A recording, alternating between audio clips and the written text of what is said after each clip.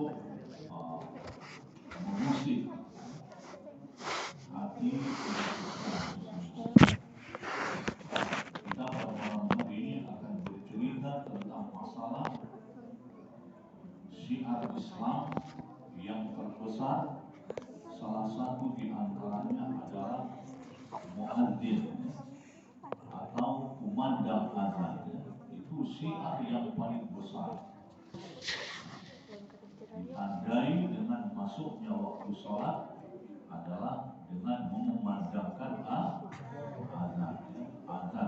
Azan ini penting karena 50.000 tahun sebelum dunia ini diciptakan oleh Allah, kalimat-kalimat azan ini telah ditulis di di arasnya Allah Subhanahu wa Ta'ala.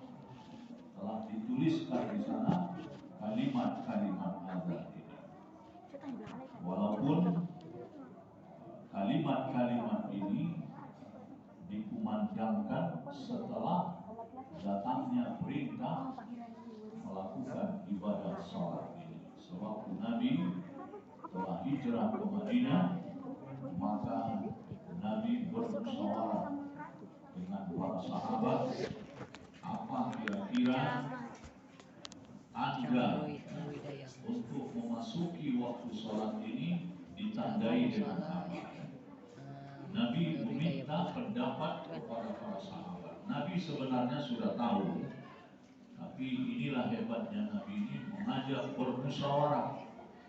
Setiap apa yang dilakukan Nabi, apalagi untuk maslahat kepentingan orang ramai, ya. Jadi perlu didudukkan di dalam forum musyawarah.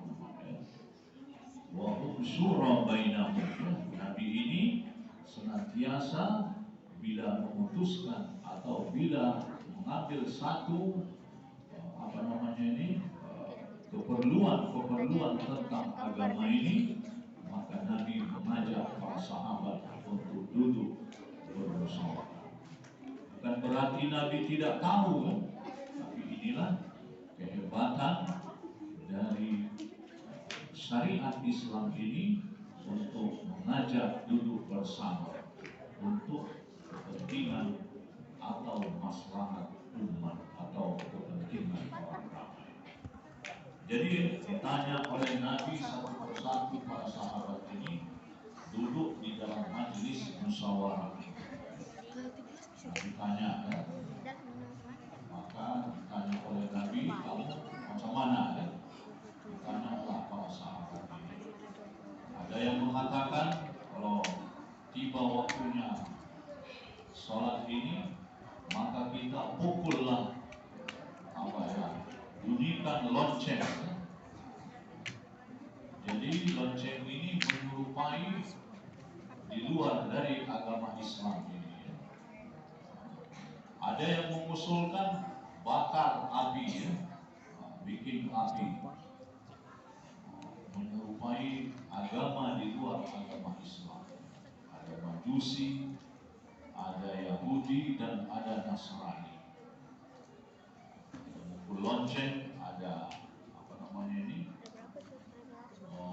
bakar, bikin api unggun, pokoknya masuklah waktu azan dengan ditandai dengan membakar api. Maka semuanya ini kata Nabi ini kalau seperti ini maka akan menyerupai dari agama-agama yang lain. Maka akhirnya Allah Subhanahu wa Ta'ala menyampaikan wahyu ini kepada baginda Nabi Sallallahu Alaihi Wasallam melalui malaikat Jibril. Disampaikan kepada Nabi kalimat-kalimat daripada azan ini. Sebutkan Allahu Akbar, Allahu Akbar, syahadat, asyhadu an la ilaha illallah, asyhadu anna Muhammadar Rasulullah, hayya 'alas shalah, hayya 'alal falah. Waktu sholat fardu subuh ditambahi lagi as-salatu khairum minan naum. Pada awalnya sholat subuh dengan sholat yang lainnya sama kalimat azan. Namun pada ketika itu diperhatikan oleh Nabi, ada di antara para sahabat ini yang terlambat menunaikan ibadah sholat. Maka Nabi tanya setelah selesai sholat, kenapa terlambat? Kalau di dalam ilmu fikih, terlambat ini dalam sholat apa namanya? Masbuk ya. Nah, masbuk ini artinya terlambat ya. Kalau musabaqah artinya beradu cepat ya, musabaqah, berlomba-lomba ya. Tapi kalau masbuk ini asik terlambat ya. Kejap lagi lah ya, imam belum baca Fatihah ya. Belum rukuk ya. Belum salam ya. Terlambat. Maka ditanyalah ya, oleh Rasulullah, kenapa terlambat? Alasannya ketiduran. Orang rumah tadi malam melahirkan, sepicing pun tak tidur. Ini bengak ada ya, sepicing ya, tak tidur ya. Kalau ditanya semuanya kurang tidur. Jarang orang ditanya, kenapa ini ya? Aku sudah banyak kali tidur ini. Tidak pernah ya. Yang banyak mengatakan kurang tidur, tapi pada hakikatnya asik tidur ya. Pantang sedikit ya. Langsung tidur ya. Makanya tidur ini sebetulnya sungguh sangat luar biasa nikmat yang diberikan oleh Allah kepada umat manusia, yaitu nikmat di wa ja'alna naumakum subata. Allah menjadikan tidur kita ini menjadi apa ini? Untuk kita istirahat, untuk kita menenangkan dari apa namanya ini, tubuh kita ini yang seharian ini bekerja penat, akhirnya kita tidur. Kalau ditanya orang, kenapa kamu ini? Saya kurang makan, malu ya. Tapi kalau kurang tidur tidak pernah malu. Padahal sudah banyak tidur. Tidur ini kalau di manage dengan baik, maka akan menjadikan amalan yang sungguh sangat luar biasa. Maka kalau mau tidur, ikut sunnah baginda Nabi. Berwudu dulu, sholat sunnah 2 rakaat. Kita kipas-kipas apa ini, kalau kita tidur ini mana tahu ada duri, ada ulat, lipas dan lain-lain sebagainya. Baca selawat, baca doa, doa mau tidur. Kadang cucu kita lebih pintar daripada kita baca doa tidur. Kita bilang, karena kita nggak hafal, alasan kita itu kan doa untuk anak TK ya, atau TK tak hafal ya kan, maka dihafalkan ya. Bismillahumma ahya wa amut. Dengan menyebut nama ya Allah, kami hidup dan kami mati ya. Jika kita baca doa, maka insya Allah kita akan dilindungi oleh Allah Subhanahu wa Ta'ala. Walaupun kita mati benar, maka kita akan terselamat. Tiap malam dibaca ya. Kita tidur terus ya, tapi doa tidur nggak hafal. Kita makan terus ya, doa makan nggak hafal ya. Cucu kita lebih handal baca doa makan. Kita makan sudah berapa ton ini terus ya. Doa makan nggak hafal. Hanya banyak penyakit ya, kencing manis ya. Padahal normal kita minum gula, makan gula dan lain sebagainya. Kenapa? Karena doa itu enggak kita, penawarnya doa ya. Penyakit ini bila dibaca doa, Allahumma barik lana, ya Allah, ya Tuhanku, berikanlah keberkatan kepada kami. Fima rozaqtana, apa-apa yang telah Engkau berikan kepada kami. Waqina azaban, Nah, lindungi kami ya Allah dari siksa api. Maka makanlah dengan tangan kanan ya. Sebaik-baiknya pakai jari-jari ini, jangan pakai garpu, jangan pakai sutik, jangan pakai sendok ya kan? lah. Karena tangan ini luar biasa ya. Oh, Di sini ada vitaminnya, di sini ada apa namanya anti kumannya, di sini baru tahu. penawar, di sini ada berkah. Tangan kanan ini luar biasa. Di dalam jari-jari telunjuk Baru tahu. ini luar biasa. Ya. Begitu kita apa? Maka ya. Dikunyah, ya. Dikunyah. Jangan aturan yang dikunyah ditelan ya kan? Mau ditelan dikunyah, kebalik ya. Kunyah sampai rumah ya. Kalau mau kambuh ada doanya ya. Sama aja kayak tadi. Allahumma barik lana wa zidna minhu. Ya Allah berikan keberkatan kepada makanan ini dan beri tambuh cilik daya baca doa akhirnya bikin satu penyakit ya. Karena semua yang diciptakan oleh Allah ini menguntungkan kepada manusia. Tidak ada ciptaan Allah ini yang sia-sia ya. Rabbana ma khalaqta hadza batila. Semuanya ada yang sia-sia, ada yang batil, menguntungkan kepada manusia. Tapi bila dimanage, dikelola dengan baik, makan, minum, tidur, bangun tidur, baca doa. Alhamdulillahilladzi ahyana ba'dama amatana wa Lain nasyur. doa masnunah, doa yaumiyah, sunnah yaumiyah namanya. Sunnah setiap hari. Orang tidak pernah benci makan, orang tidak pernah benci tidur. Dulu sih aku Terus paling tidur, berapa kok makan. pernah lebih kurang tidur. Jadi dimanage sesuai dengan syariat Nabi, maka akan menjadikan amal yang sangat luar biasa. Karena kita perlu makan, perlu tidur, bukan tujuan, tapi keperluan. Lah, Perlu makan, perlu minum, perlu tidur, perlu. Tapi hari ini kita terbalik. Tujuan kita ini tidur tujuannya, makan tujuannya. Jadi akhirnya amal-amal yang lainnya yang penting ini terabaikan.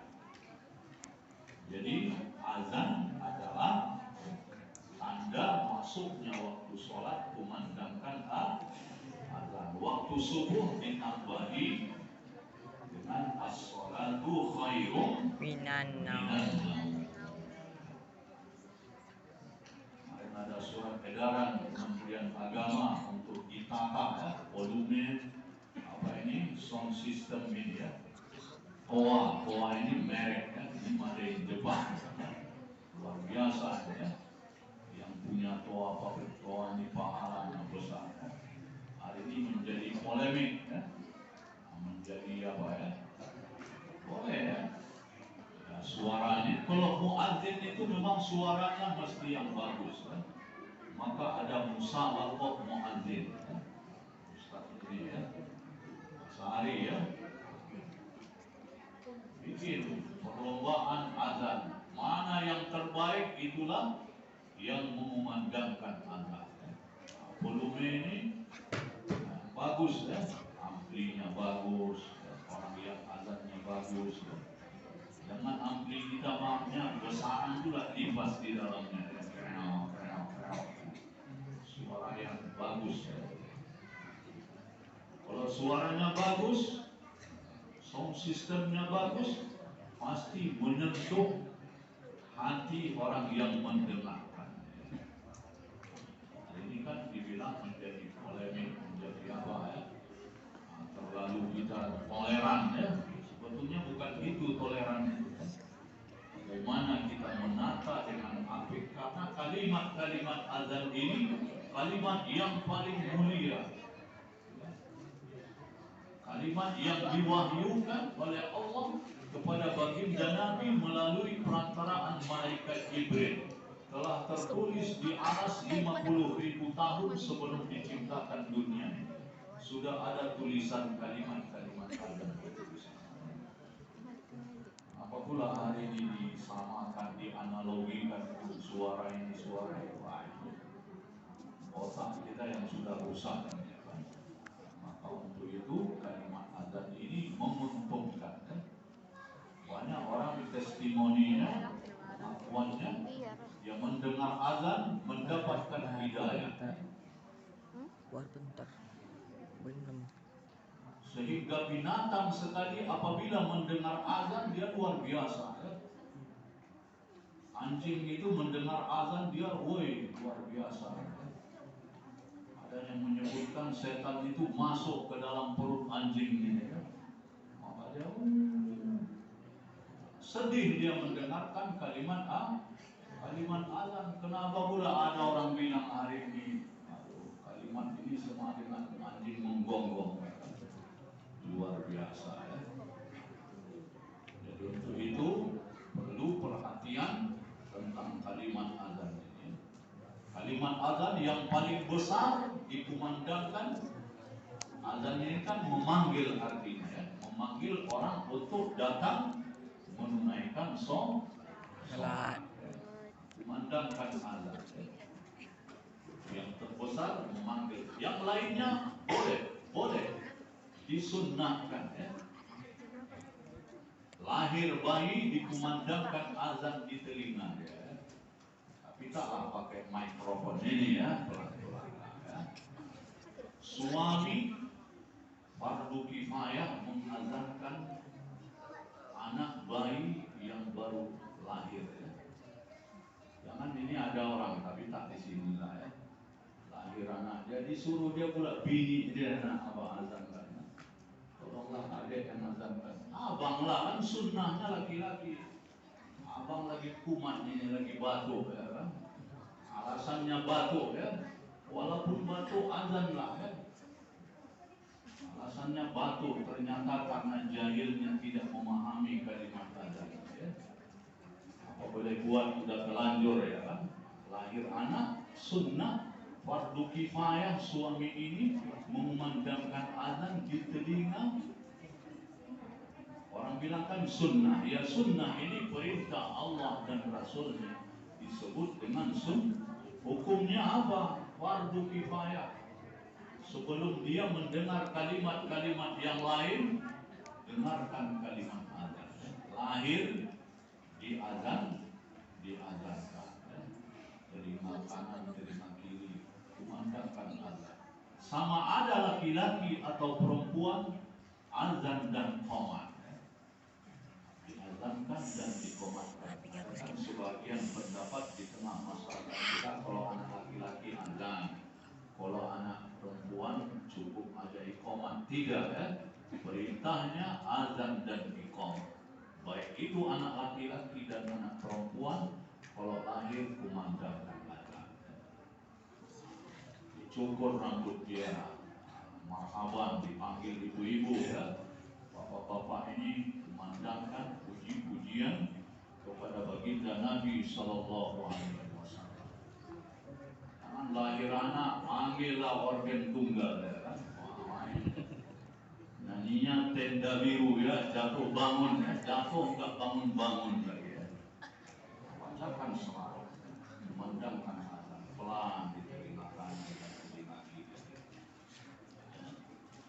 Setelah itu terjadi banjir, gempa, puting beliung, rumah terbakar, memandangkan azan. Ada orang yang meninggal dunia mau dimasukkan ke dalam liang lahat. Sunnah ahli warisnya untuk mengazankannya. Apa pula udah mati pun diazankan. Ya memang begitulah perintahnya. Mulai dari lahir sampai matinya dikumandangkan kalimat azan. Kaum laki-laki ini semuanya mesti tahu kalimat azan. Ini fardu ain. Fardu ain wajib setiap individu mengetahui kalimat-kalimat azan. Jangan nanti terbalik-terbalik pula qomat dan apa beda ya kan. Kalau di dalam azan ini ilaha illallah. Jangan nanti wa asyhadu anna itu syahadat ya. Ini azan, beda azan dengan syahadat. Kalau syahadat asyhadu an la ilaha illallah wa asyhadu anna muhammadar rasulullah itu syahadat. Tapi kalau di dalam azan maka tidak ada kalimat huruf wawunya ya. Asyhadu an la ilaha illallah, asyhadu an la ilaha illallah, asyhadu anna muhammadar rasulullah. Ini kalimat-kalimat Arab ya. Hayya 'alas shalah, hayya 'alal falah, qad qamatis shalah. Kalau kita iqamah ya.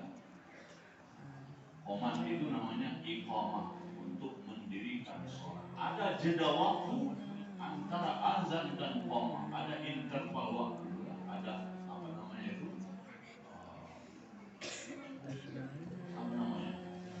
Apa? Nah, ini ada jadwal ya. Merek Azan dan iqamah. Intizar namanya. Menunggu. Ada jeda waktu antara azan dan qamah. Iqamah. Jangan nanti kita, maafnya, begitu azan, tengok kiri kanan, tak ada orang lagi, langsung apa ya? Nah, maka sunnah menunggu dulu ya, kasih interval waktu, lebih kurang kalau maghrib ini 3 sampai 5 menit. Nah, ada sholat sunnah, walaupun itu apa namanya itu, ada sholat sunnah hayat yang mengikuti dari sholat-sholat fardu ini. Sholat sunnah rawatib namanya. Maghrib itu kita upayakan ada ya. Walaupun maghrib ini singkat waktunya tapi kasih peluang waktu. Subuh itu lebih lama lagi waktu menunggunya. Nah, kenapa? Karena orang waktu subuh ini berat ya. Ada mau mandi lagi, mau macam-macam lagi ya. Berat nak bangun. Maka Masjidil Haram, Makkah dan Masjid An-Nabawi dan masjid-masjid dulu yang tua-tua itu, kalau sholat subuh itu 1 jam sebelum masuk waktu subuh sudah ada azan yang pertama ya. Azan pertama ya. Baru nanti 1 jam kemudian barulah telah masuk waktu sholat. Sekarang di Indonesia ini jarang dijumpai. Nanti orang kalau dibuat terkejut pula nanti kan. Kalau disepakati bersama boleh ya. Karena apa? Karena untuk mengingatkan orang supaya mereka itu mengingat sebagai jadwal, sebagai pengingat waktu untuk melakukan ibadah sholat. Kenapa sholat ini begitu hebatnya? Karena syariat yang pertama dibandingkan dengan syariat yang lain, maka sholat ini menduduki ranking yang pertama. Sholat, ya. Baru nanti zakat, baru puasa, baru menunaikan ibadah haji. Ya. Syahadat dulu, yang kedua sholat.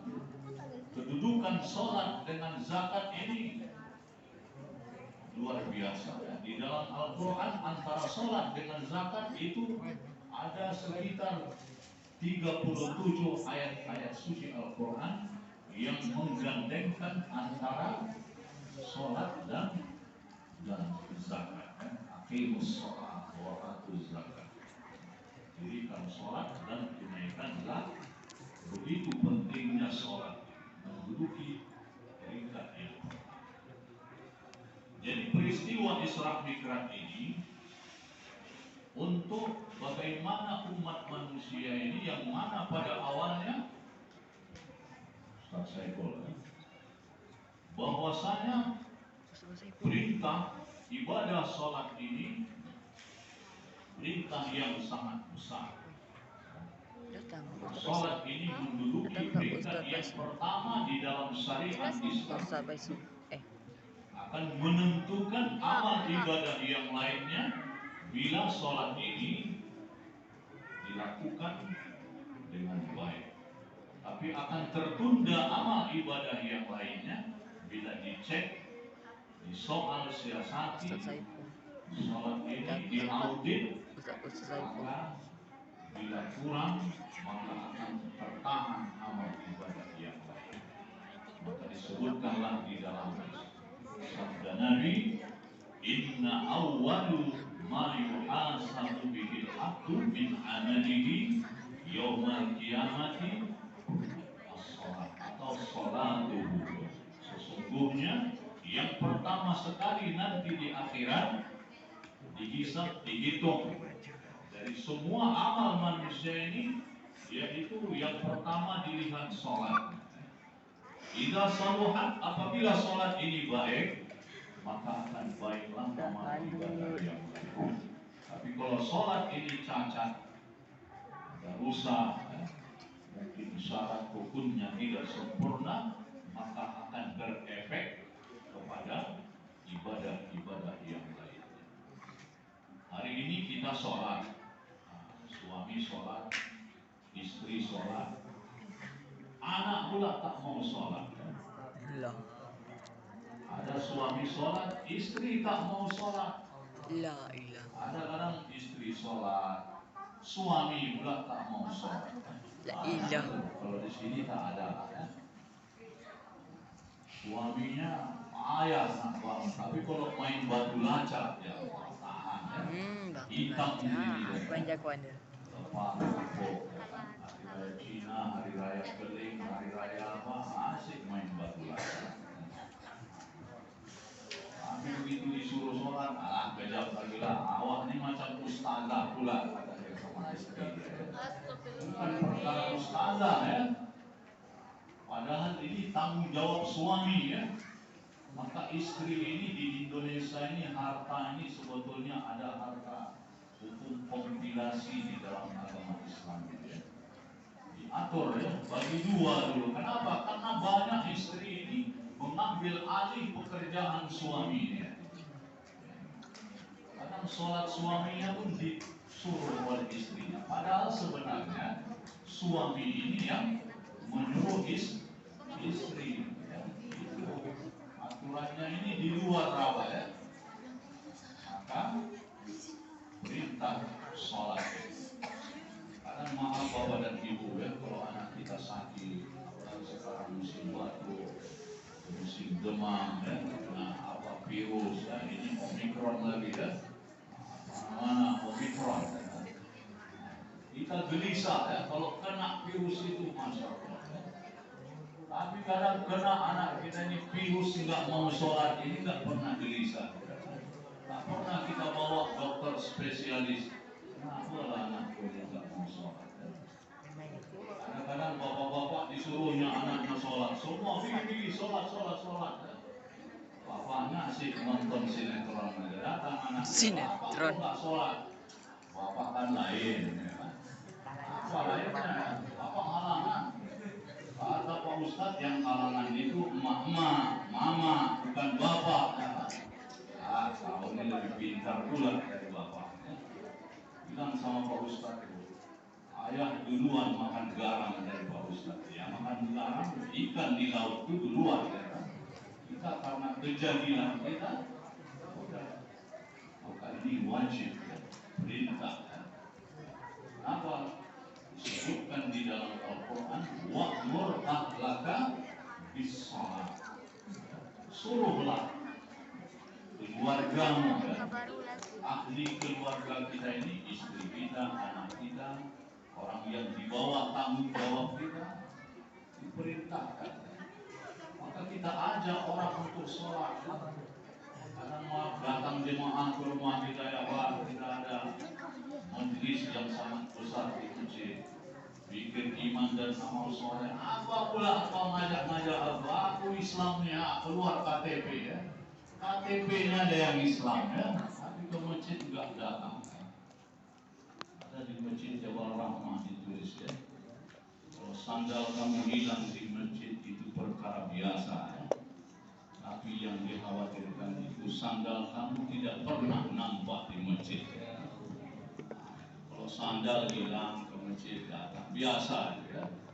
Tapi yang luar biasa itu nggak pernah nampak sandal kita di masjid, ya. Maka sholat ini bila dibanding dengan amal ibadah yang lainnya, bila dibanding dengan puasa, mana lebih teruk, sholat apa puasa? Lebih teruk puasa. puasa mulai dari terbit fajar hingga terbenam matahari 12-13 jam ya. Kalau bagi perokok berat sebentar-bentar nengok jam ya. Kalau puasa ini on time ya, tepat waktu ya. Lama betul lah orang di musola Nurul Halimah ini pukul beduk ya. Bentar-bentar meludah banyak-banyak ini makro pada bulan Ramadan ya. Nanti pahit dekat ya. Boleh meludah banyak-banyak ya. Tapi tak boleh pula bentar-bentar buka kulkas ya. Bentar-bentar. Aroma penciuman pada bulan Ramadan itu sensitif sekali. Grafiknya tinggi ya. 380 derajat dari hari-hari biasa. Tahu dia ini udah karang merah ini ya. Ini sempurna ini rokok apa ya? Ini rokok BP kawasan ya kan. Tahu dia semua ya. Dari aroma, dari asap itu semua. Itu sensitif sekali. Terus bila dibandingkan dengan sholat, puasa ini boleh diganti pada hari yang lain. Tapi kalau sholat diperintahkan qiyam, tegak berdiri betul. Kalau kita diajarkan kalau sholat ini tegak berdiri dan berdirinya betul, namanya qiyam. Ittijahul qiblah, syarat sah sholat ini menghadap qiblat.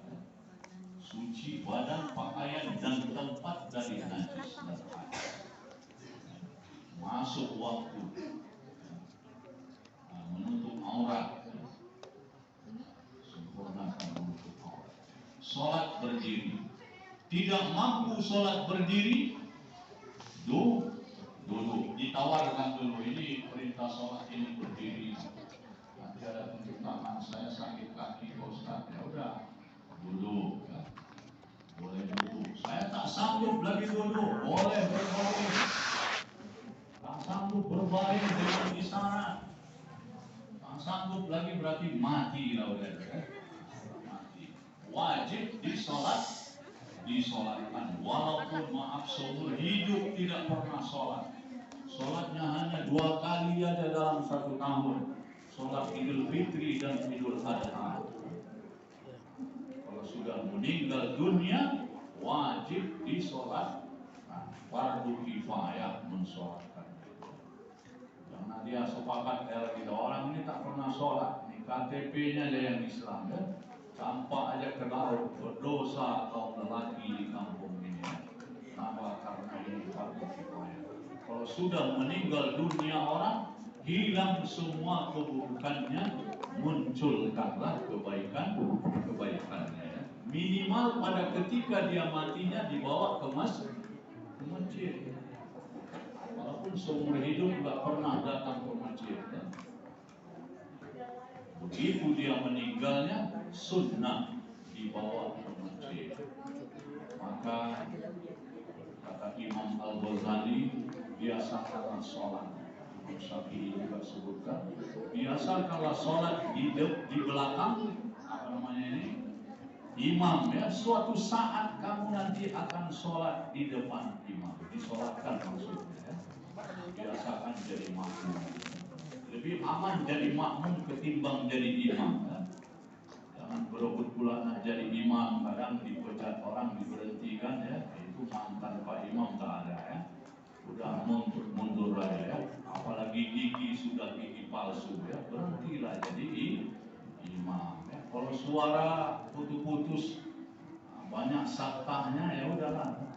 Berhentilah jadi muadzin, carilah tenaga-tenaga muda ya. Regenerasi namanya. Mereka ini azan ya, diajari ya. Kalau anak-anak ini salah, ya nggak apa-apa ya.